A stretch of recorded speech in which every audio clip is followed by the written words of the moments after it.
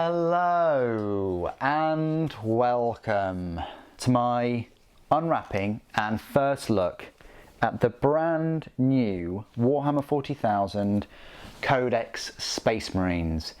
This will set you back a whopping £30. It's the same price as the Necron Codex, or should I say the Necron Codex is the same price as the Space Marine Codex. I think the Necron Codex is overpriced. I think it should have been £25. There's absolutely no reason why it should have been the same as this. Now, the previous Space Marine Codex in 8th edition was cheaper. It was £25, but 3 years ago, the large Space Marine Codex was actually the same price as this, £30. Just in case everybody was wondering. We're going to unwrap this and go through every single page. So it's going to be a bit of a lengthy first look.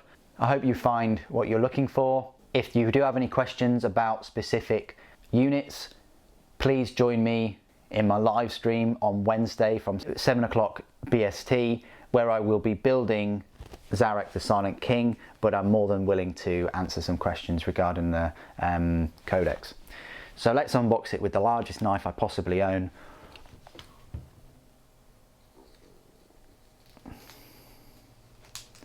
We might be here for a while.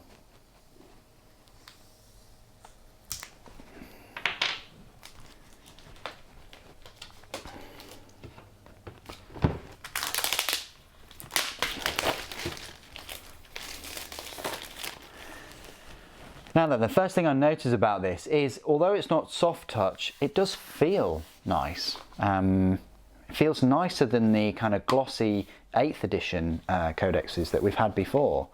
And no doubt the Necron one feels the same. So right out of the gate, you've got a look at some of the new Primaris models which have just been released or about to be released. You've got the new Gladiator tank, you've got the new Primaris Tech Marine, you've got the heavy intercessors lurking in the back there, and you've also got a heavy intercessor captain.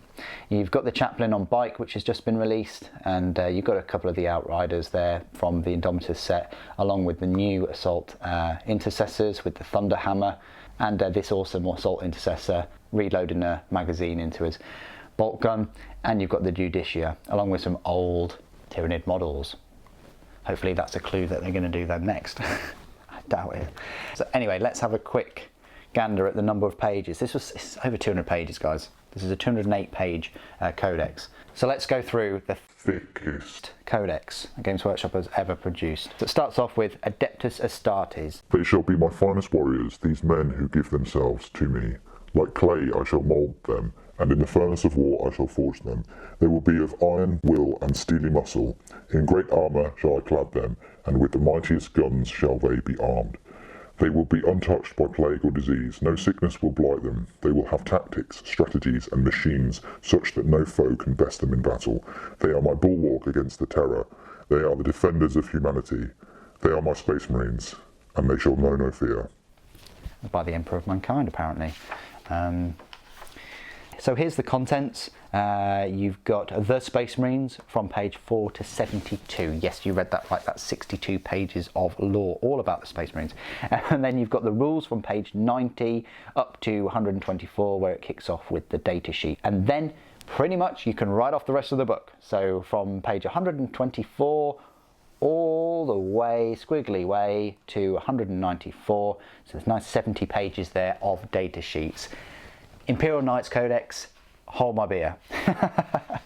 So the introduction to the Space Marines, you've got this artwork.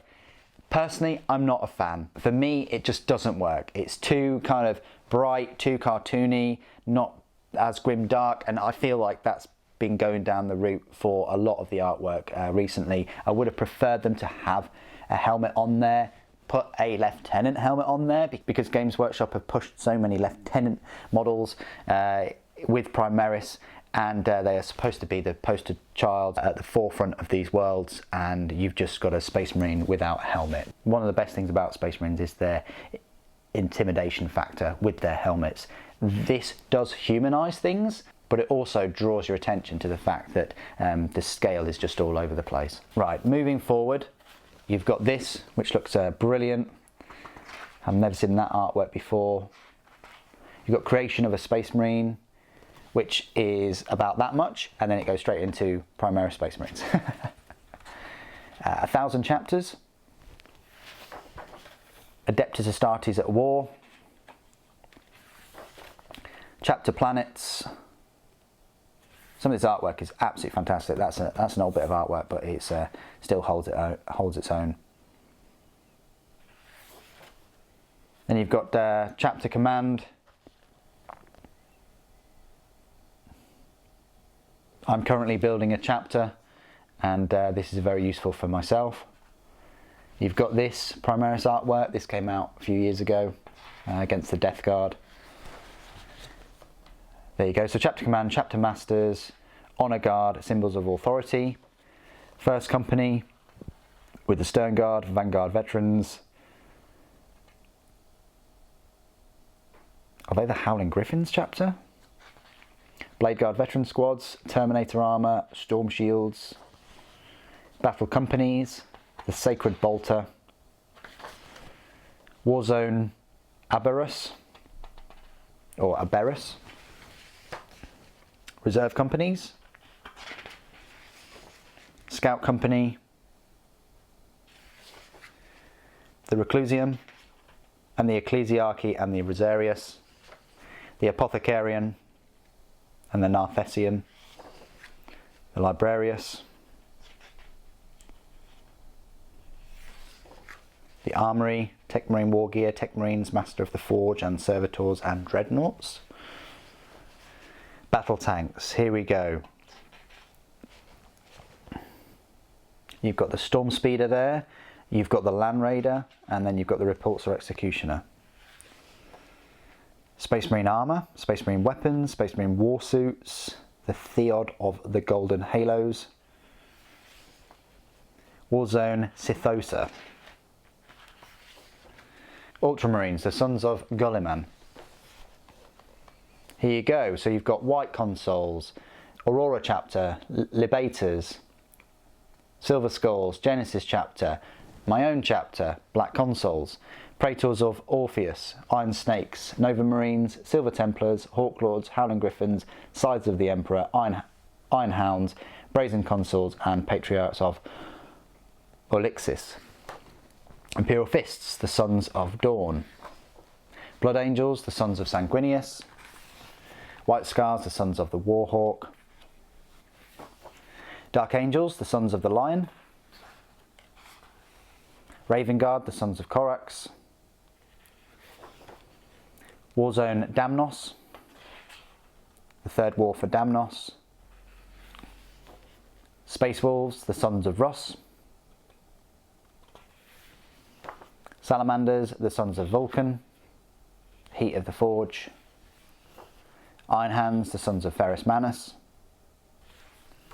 Deathwatch, Slayers of the Alien Horde. So, wow, you've got a fair bit of lore in all these. And then successor chapters. So you've got the Black Templars, Crimson Fists, Hammers of Dawn, Subjugators, Iron Knights, Sons of the Phoenix, Revilers, Knights of the Raven, Rift Stalkers, Blackguard, Raptors, Necropolis Hawks, Iron Ravens, and Death Spectres. You've got Marauders, Rampagers, Dark Hunters, Destroyers, Solar Hawks, Storm Reapers, Storm Lords, Mantis Warriors, Iron Lords, Red Talons, Brazen Claws, Sons of Medusa, Covenant of Fire, Dragon Spears, Black Vipers, Dark Krakens. I like the Dark Krakens colour scheme. Unknown Foundings. Mentors, Black Dragons, Fire Lords, Exorcists, Blood Ravens, Star Dragons, Storm Giants, White Templars, Dragon Lords, Brazen Skulls, Tigers Argent, Red Scorpions, Carcharodons, and Minotaurs. And then a bit of a story there for over a number of pages. And an absolutely epic piece of artwork there with a fallen Mars pattern Chaos Titan. Looks incredible. Never seen anything like that. And some knights in the background. And a Mastodon. So you've got a Mastodon with the Primaris. Amazing. Wow. Now that is a bit of artwork. That is incredible. I want to see more of that, please, Games Workshop. Insignium Astartes. That's good. It goes through the different company colours. Got the squad markings.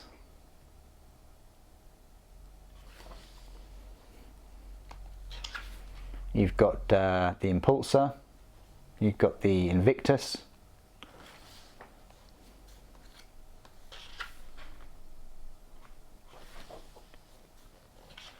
Got the Primaris Tech Marine and the Captain with the Mastercrafted Heavy Bolt Rifle.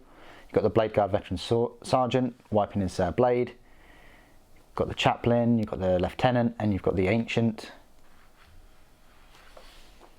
And then you've got this awesome shot, which we've seen a couple of times here and there on the community website, but it's great to see it just, you know, this large. Got the rules.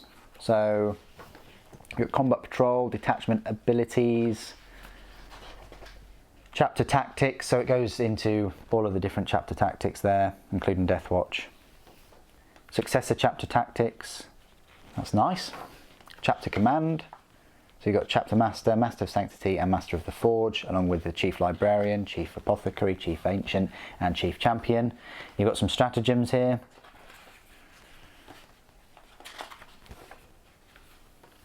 Warlord traits, chapter warlord traits, vanguard warlord traits. You've got some relics, very nice. Librarius discipline, obscuration discipline, litanies of battle, chapter approved rules, crusade rules, agendas, requisitions, battle traits, honorifics, crusade relics, crusade army, data sheets. Here we go. So we're on to the data sheets.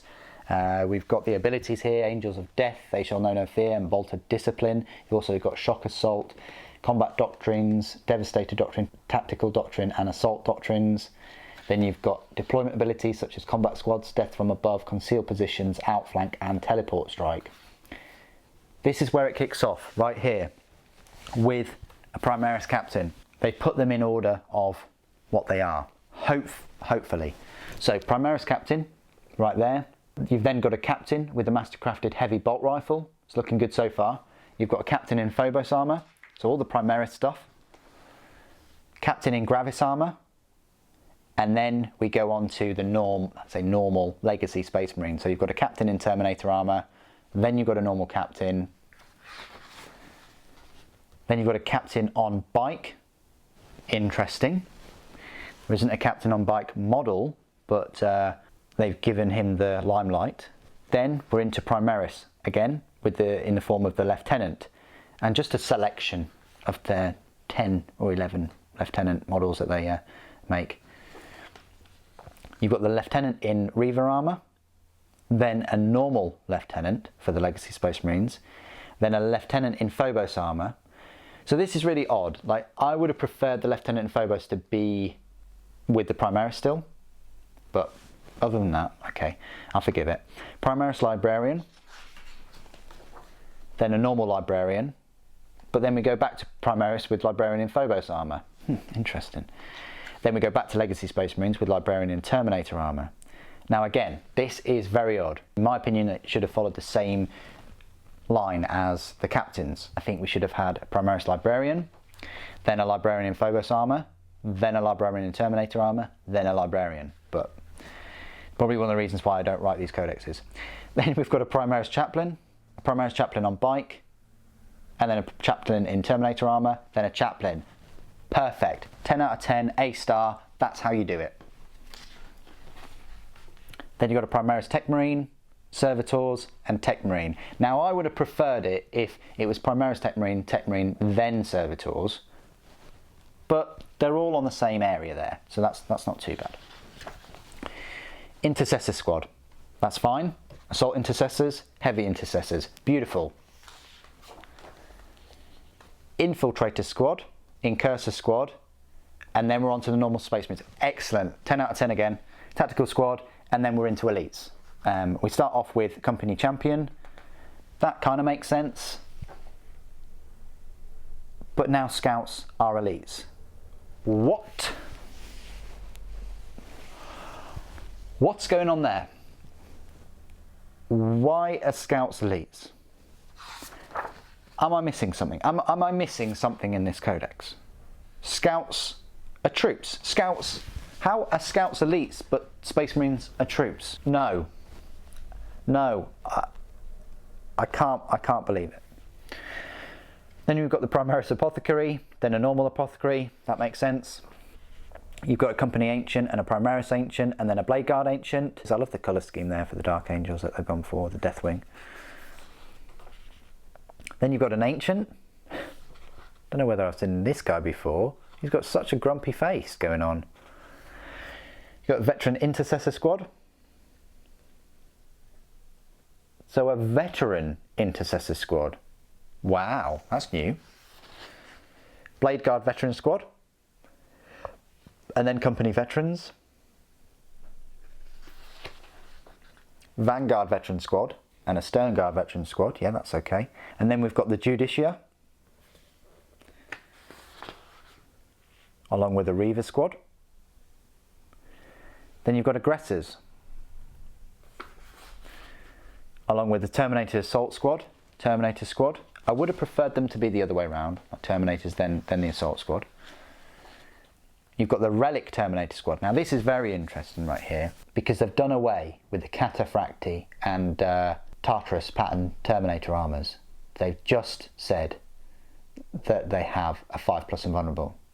So they've taken away, you know, the 4+ that the Cataphracti had.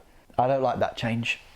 I really don't. How has 100 or a couple of 100 years changed the effect of this Cataphracti or Tartarus? There's almost 100 data sheets. Why take away one? You can't say that this codex feels bloated. They've added a couple of things in there which are questionable, but they've taken away the 2 different Terminators. Will it break the internet as much as the Scouts being elites? I don't think so, but for me, that's a step backwards too. So Centurion Assault Squad, and then the Invicta Tactical Warsuit. Yeah, that's all right, I guess. Then we've got Dreadnoughts, Contemptors, and Venerable. Yeah, that's fine to be in that order, I guess. I would personally have liked the Venerable to be after the Dreadnought, because the Contemptor is a completely different class. And then you've got the, again with the Ironclad look. So I would have put Dreadnought, Ironclad, Venerable, then Contemptor, then Redemptor. We move on to fast attack, so you've got the Assault Squad, you've got the Outrider Squad, and then you've got the Invader ATV Squad. Then you've got a normal Bite Squad and a Scout Bite Squad, so that all makes sense. So that all makes sense until you come to the Attack Bite Squad. And I would have preferred the Attack Bite Squad be there, and then the Scouts there. We're still in fast attack with the form of the Suppressor Squad. Now Games Workshop still, to date, haven't released a separate kit for the Suppressors. And that really does bug me. They could have done, they should have done, maybe they will. You've got the Inceptor Squad there. The Storm Speeder Hail Strike. So this slightly irks me as well, that you've got 3 completely different data sheets for the same model, pretty much.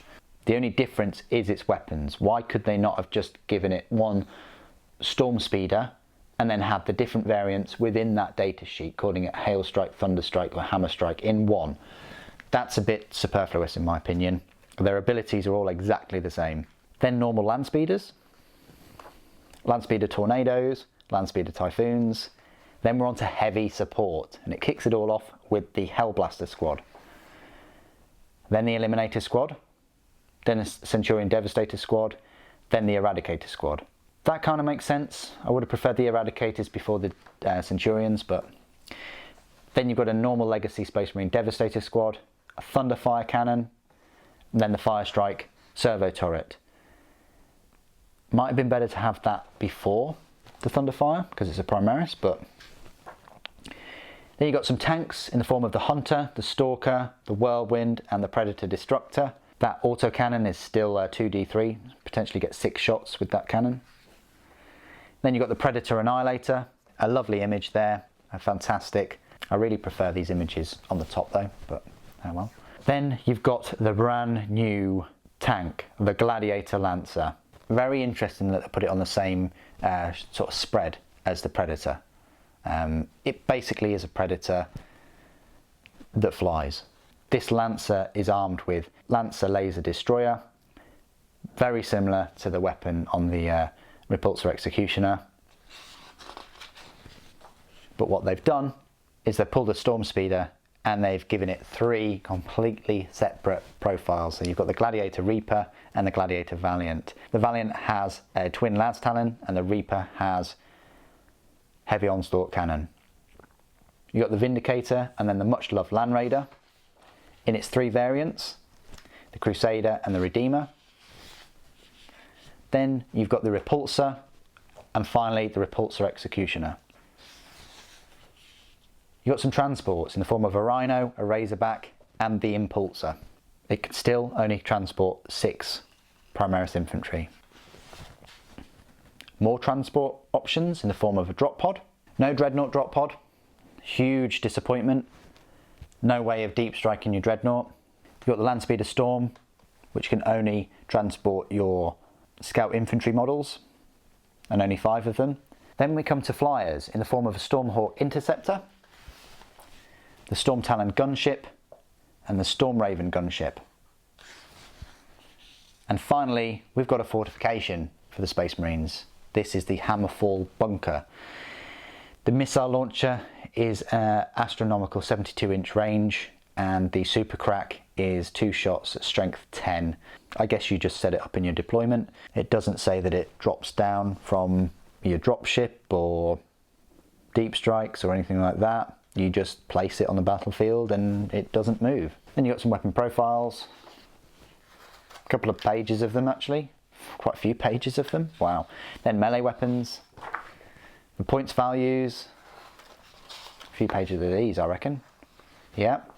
And then the glossary, and then the reference, which is always useful, and then on the back you've also got your code to unlock your codex online.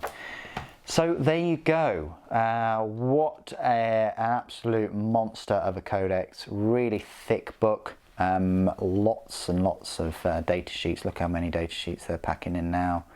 Absolutely astronomical. This Space Marine army, can they add any more? I mean, when you factor in all of the Forge World tanks and units as well, it's very, very bloated. Very, very bloated for such a surgical precision kind of deep strike elite fighting force. Yeah, I just hope that the profits and the success of Space Marines and Primaris from this wave and from Primaris in general goes towards funding you know, all the enemies of mankind, because there's a lot of mankind, if that makes sense, in terms of the force now. The things that this codex is missing, which I am quite sad about, like I was in the Necron Codex, is paint guides. Now I know you can say, well, go on the Warhammer TV, go on the community website, look at the paint guides and things. I still enjoyed looking at the paint guides in these codexes, and it's also missing out on lots of pictures of armies, of all the new models, and I didn't want to believe that that would be the case in this codex, coming off of the Necron Codex, but again, that's another trend, and unfortunately that's going to continue. You're going to get a lot of lore, you're going to get the data sheets in this new format, and you're going to get these different rules and Battleforge rules and things like that, and that's it.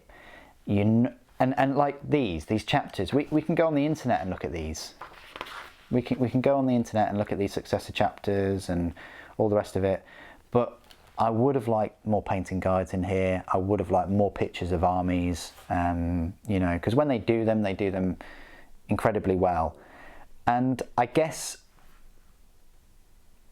my views of the layout and things and the content comes off of the back of the Lumineth Realm Lords Codex, which, although quite short at about 100 pages, it does have the paint guides, it does have many more unit pictures in there. It's got enough rules in terms of the spells, and the data sheets are pretty well laid out too. One of the best laid out battle tomes in my opinion, but these new codexes are all going to follow the same suit. which means that the Death Guard one is going to be similar to this. So you're not going to get that many pictures of units in that codex or paint guides. Who knows? We might get them though, but it's going to be hard to top that previous Death Guard codex, because that was incredible and one of my favourites to date. Anyway, what do you guys think of the brand new Space Marine Codex? What's your favourite unit in the Codex, rules-wise? Please do put your thoughts and opinions down below. It'd be great to hear from you. Thank you ever so much for joining me today. Thank you for watching. The Emperor Protects.